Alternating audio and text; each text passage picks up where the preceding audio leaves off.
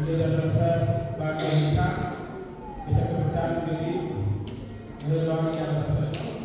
ዛሬ በእግዚአብሔር ፍቃድ ይህም ስለምንስ ጥቂት ግን እንደ እግዚአብሔር ፍቃድ በዛሬ በተነበበልን የማቴዎስ ወንጌል ምዕራፍ 21 ከቁጥር 35 ላይ ሁላችንም አባታችን በቅዳሴው መሃል ያነበቡልን ቃል ሰምተናል።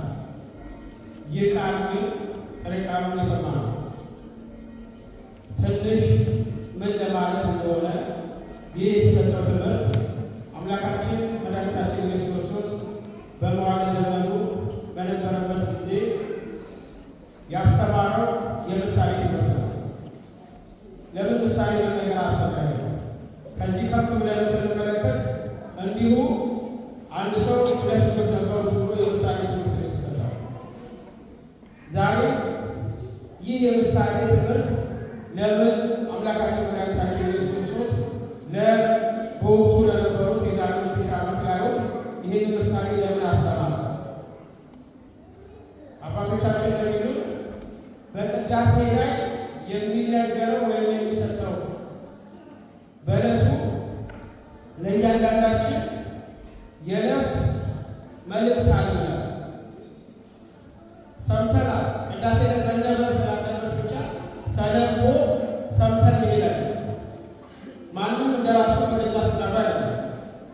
አባቶቻችን በተረጎሙልን በዛ ላይ ይህ ማን ማለት ነው የሚለው አጭራይተን እንግዲህ ወደሚቀጥለው መርሃ ግብር የዛሬ ትምህርት በምሳሌ የተነገረበት ሁሌ ዕለት ዕለት እንደምንሰማው መጀመሪያ ምሳሌ ትምህርት የሚሰጠው ለጀማሪ ክርስቲያን፣ ለአዲስ ክርስቲያን በአብነቱ ባላሉ በቀዳማይ ትምህርት እንኳን መጀመሪያ የሃይማኖት መጽሐፍ ቅዱስ የቤተክርስቲያን ታሪክ ተምረን በኋላ ላይ ማንዶታ ምንማር ምሳሌ በቀላሉ ስለሚገባ ነው። ሌላ ነገር አይደለም። ሐዋርያትን እየተጠቀባቸው አምላካችንን ለብቻው ሲሆን ይህ እንደማለት ነው። ገበሬ ጊዜያውን ስለ እርሻ የተናገረው እንዲህ ማለት ነው እያለ ተረጉምላቸው ነበር። ቅዱስ ዮሐንስ አፈወርቅ ስለት ያለ ምክንያት አይደለም። ብዙዎቹ መልእክታትን ሆነ ወንጌልን ሲተረጉም መልአክ ነበር ነው የሚለው። ልክ እንደ ዕዝራ ሱቴ ይህንን ያካለ በዕለቱ የሚሰጠው ትምህርት በዛን ሰዓት የተደረገው ለገበሬ በእርሻ፣ ለነጋዴ በመክሊት፣ ለእናቶቻችን በእርሾ እንዲሁም ባህር አካባቢ ያሉት በአሳ ወይም በመረብ ሲነገራቸው በቀላሉ ይረዱት ነበር። ለዚህ ነው ዛሬ አምላካችን መድኃኒታችን ኢየሱስ ክርስቶስ አንድ ባለወይን ነበረ ነው። ይህንን ሁላችንም ቅድም ሰምተናል። ባለወይን ነበረ፣ ወይን ተከለ፣ አጥር አደረገለት። ከዛ በኋላ ለማሳጠር ያህል እርሱ ሄደ። ወይኑ ግን የሚከባከብለትን ሌላ ገበሬ ቀጠረ። ገበሬውን ከቀጠረ በኋላ በቀጥታ ወይኑ የሚያፈራበት ጊዜ ስለሚሆን ሰራተኞችን ላካለ። የዚህ ጊዜ ያደረጉት ቃል ነው። አንዱን ደበደቡት፣ አንዱን ወገሩት ይልና አንዱን ገደሉት ይላል። ያንን የደረሰውን እርሻ ለመላክ ይሄንን ያደረጉት። ከዛ በኋላ ያንን ባለቤት ያሰበው ምንድነው? ምናልባት አለ ከዚህ በዛ ያለ ብልት ሊፈሯቸው ይችላሉ ብሎ አሁን ላከ። ቅድም የተነበበ ላይ አሁን ላከ ይላል። አሁንም እንደዚሁ ወግረው ገደሏቸው ይላል። መጨረሻ ላይ ልጅን ይፈሩት ይሆናል ብሎ ልጁን ላከ። ይሄ ነው ዛሬ የተነበበ። ልጁን ላከ። ልጁን ሲልክ ሲያዩት ምናሉ ልጁን ፈርተው የወይኑን ተክል ሊቃሉ ሲጠብቅ ይህንን ነው ለአይሁድ እየነገራቸው ያለው ምሳሌ ሲጠብቅ እሱንም እንደውም ወራሹ ይሄ ነው ወራሹ ይሄ ነው ብለው ከከተማ አውጥተው ከወይን አትክልቱ ቦታ አውጥተው ደብድበው ገደሉት ይላል። እስኪ መጨረሻውን እንመልከት። የዚህ ጊዜ ይላል አሁን አንድ ጥያቄ ልንጠይቃቸው አምላካችን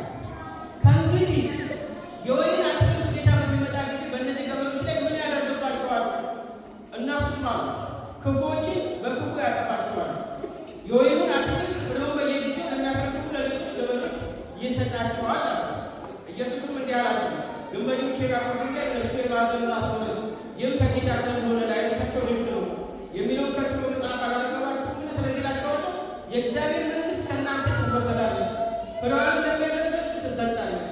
በዛም ድንጋይ ላይ ይቀጠቀጣል፣ ድንጋዩ ግን ሲወጡበት ሁሉ ይፈጀዋል። የካህናት አለቆችና ፈሪሳውያን ምሳሌዎቹ ሰምተው ስለ እነርሱ እንደተናገረ አስተዋሉ። ሊይዙ ሲፈልጉ ሳሉ ሕዝቡ እንደሚመስላቸው ፈሯቸው። ይህንም ምሳሌ ነግሯቸው የመጨረሻው ሲነግራቸው አስተዋሉ። ግን አስተውለው በቃል አይደለም የተጠቀሙት። ድንጋይ አንስተው ወግረው ሊገሉ ሲሉ ከእርሱ በላይ የፈሩት ነቢይ ስለሚመስላቸው ልክ ከሴቶች ከተወለዱ ተብሎ የተመሰከረለት መጥምቁ ዮሐንስን በዛ ሰዓት እንዳይቱት ልክ ዛሬ ቲፎዞ እንደምንለው ተከታዮቻቸውን ይፈሩ፣ እርሱን አይደለም። በዚህ ቀን ይሄ ነገር ለእኛ የተነገረ ነው አይደለም። ዛሬ እኛ እንዲህ አይነት ነገር ሲነገረን መጨረሻውን ይሄ ትምህርት ለምንድን ነው ያስፈልጋል? መጨረሻ ላይ ሁሉ ነገር ያለበት ጊዜ አይሆንምና ጥያቄ ጠይቁታል፣ ይመልስላቸዋል፣ ድንጋይ ያነሳል። ያለ ግንባውን ነገር ስለሌለ ከማዕከላቸው ተከብሮ ይሄዳል።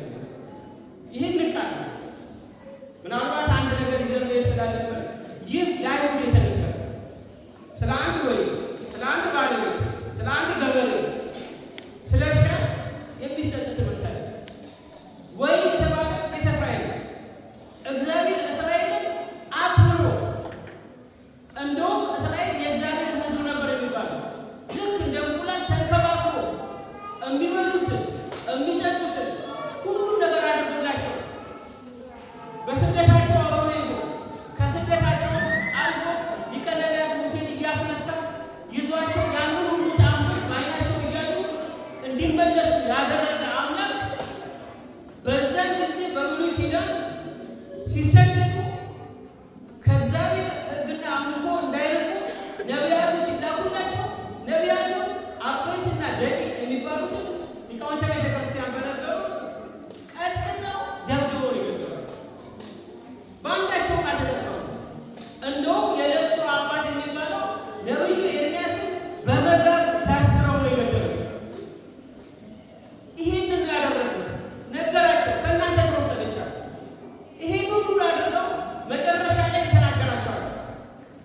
ከአቤል ጀምሮ ከአቤል የመጀመሪያው የሞት ጽዋ ቀማሽ ከአቤል ጀምሮ እስከ ካህኑ ዘካርያስ ድረስ ያፈሰሳችሁ ደም በልጅ ልጆቻችሁ ላይ ነው። ስለዚህ አሁንም መጨረሻ ላይ እግዚአብሔር የባሕርይ አምላክ የሆነው ልጁን መድኃኒታችን ኢየሱስ ክርስቶስን ቢልከው በቀራንዮ በከተማ ወጥቶ በቀራንዮ ገደሉ። ይህ ስለ እስራኤል የተነገረ ምሳሌ ነው። እነርሱ ያደረጉት ይህን ነው። እያንዳንዱ ነገር ይህ አስተውሎ እንኳን አልተጠቀሙበትም። የእጁ ተአምራት፣ የአንደበቱ ትምህርት፣ ጎባጣውን አጥንቶ ሽባውን ተርትሮ ዓይነ ስውሩን አብርቶ የሞተው አልዓዛርን ብቻ አይደለም ከአንድም ሁለት ሦስት አስነስቶ እንዲህ ባደረገላቸው መጨረሻ ላይ ሰቀሉት። መስቀል ብቻ አይደለም ሕግ እናውቃለን ብለው ብዙ ሕግ ነው የሻሩት። ዛሬ ትምህርት ባጭሩ ስለምስል ይህን ሁሉ አድርገው ነው ያደረጉት። ዛሬ እኛም ሰምተን አንድ ነገር ሲነገር ይሄ ነገር ምንድን ነው? ያ በቅዳሴ ላይ የሚነገረው ትምህርት ለእኔና ለእናንተ ምሳሌ የሚነገርብን ትንቢት የሚፈጸምብን እንዳይሆን እያንዳንዳችን ምንድን ነው ይዘን ምን እየሆነብን ያለው ነገር ምንድን ነው? ይህ ሁሉ ዓመት ለምሳሌ ተመሳለ ዛሬ የሚሰጥ ትምህርት ልክ አሁን ከፍ ያሉት ነገረ መለኮት እንደሚማሩ እዛ ጋር መሆን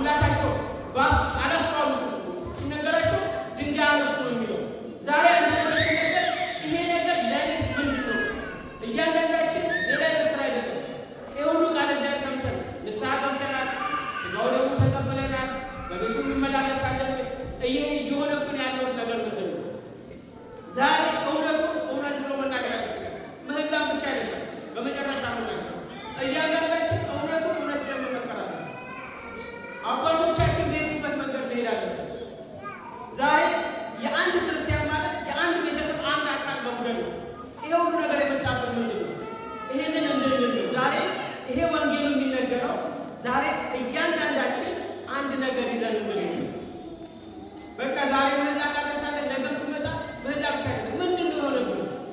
ራሳችንን ከጠየቁ መልስ እናገኛለን። እንደ ቤት፣ እንደ ቤተሰብ፣ እንደ ሀገር፣ እንደ ቤተ ክርስቲያን ዛሬ እስራኤላውያን እኮ ታቦታቸው እስከ መማረክ ካህናቶቻቸው በዛ ጊዜ የሚያገለግሉት እስከ መገደል ያ ሁሉ እስራኤል ሊያልቅ የቻለው በአንድና በሁለት በውጭ አይደለም፣ በቤተ መቅደሱ አካባቢ የነበረው ኃጢአት ነው። ዛሬ ሁላችንም እንሰማለን። በንጽህና ከሆነን እግዚአብሔር የትናንትና አምላክ ዛሬ ሁሉን ነገር በደቂቃ ውስጥ ይመልስልናል። ስለዚህ ይህ የሚነገረው ትምህርት ሁላችንም ከዚህ ትምህርት አንድ ነገር ይዘን ልክ እንደተባለው ምሳሌ የሚነገርብን ትንቢት የሚፈጸምብን እንዳንሆን ዛሬ የሚነገረው ምንድን ነው ብለን እያንዳንዳችን ይህ ትምህርት ለገሌ ወይም ለገሌ አይደለም። እስኪ ስለ ምሳሌ ከተነሳ አንድ ምሳሌ እናንሳና ትምህርት የሚጀምር አሁን ሁላችን የምናውቀው ቤት ውስጥ የለመደው ነገር አለ። እጅ ሲያሳክፍ ምንድን ነው? ምንድን ነው? ግራ እጅ ሲያሳክፍ ምንድን ነው? ገንዘብ። እሺ፣ እዚህ ሀገር አይሰራም ይሄ ምሳሌ። አገር ውሻ ሲያላዝም ነው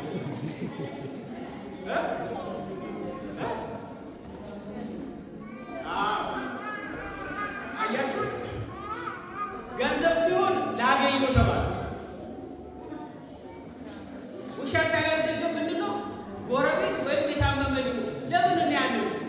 እንግዲህ ሞትን ምን ያህል እንደምንፈራው እና እያንዳንዱ የሚነገረን ነገር ለኔና ለናንተ በትክክል ያ ምሳሌ የታመመ ያርፋል። ምሳሌ እንደ ምሳሌነቱ ግን ዋናው ነገር እኛ ዛሬ በቆ በእርግጥ ዛሬ የተለያየ መራጮ ስላለ ከዚህ በላይ ልንሄድ አንችልም። ያሰማረን የመከረን እግዚአብሔር አምላክ የተመሰገነ ይሁን። ወስብሐት